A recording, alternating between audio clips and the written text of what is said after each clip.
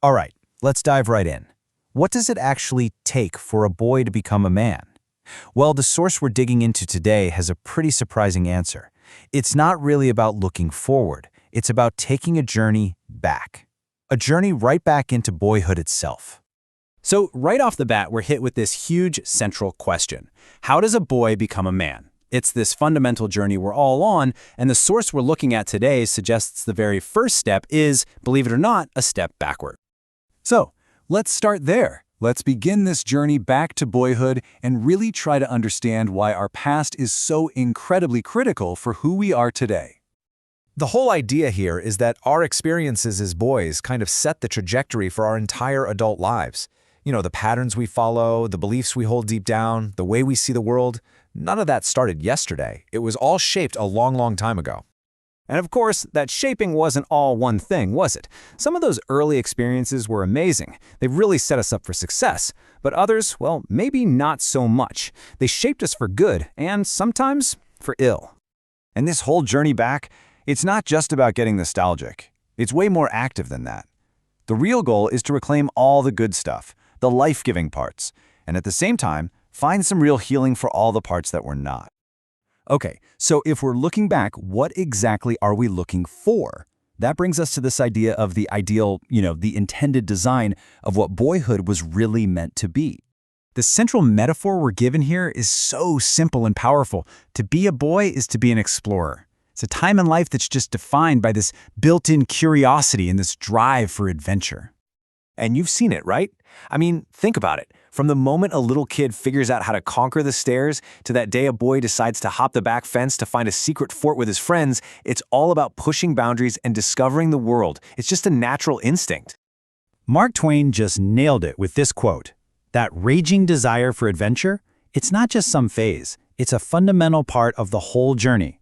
So let me ask you, what was your version of digging for hidden treasure? Now, to really paint a picture of this ideal world for a boy, the source uses a really powerful analogy, the Garden of Eden. A world that was perfectly designed for its first person, Adam, who's seen here as the very first son. And this is where it gets really interesting, because it presents this fascinating paradox. This ideal world was meant to be two things at the exact same time. A place just brimming with adventure and mystery, but also a place that was completely, totally safe and secure. Just imagine that for a second. A world that's practically begging you to be daring, to explore, to take risks, but where fear is just gone. It's not even a factor. That's the kind of environment we're talking about. Total freedom, and yet total security. But that brings up a huge question, right?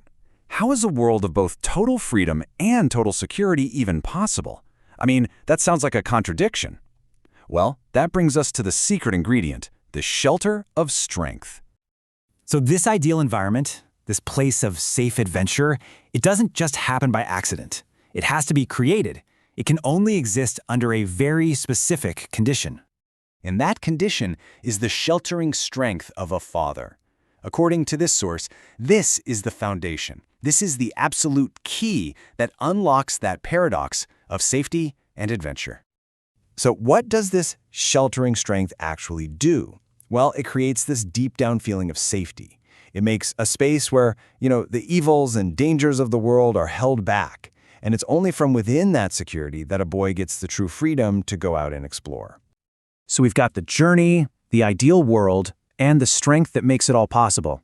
But what is it all for? What's the point? What is the ultimate treasure that a boy is actually meant to find on this adventure? This entire setup, the adventure, the safety, the father's strength, it all has one single, really profound purpose. It's meant to create the perfect space for a boy to discover his true identity. And here it is. This is the identity he was meant to find. To know deep in his bones that he is the beloved son. To really get it. To understand that he is the apple of his father's eye. This is presented as the ultimate treasure of boyhood. And that just leaves us with one final, powerful question to really think about. When you look back on that journey, in that world of exploration, what treasure was meant for you?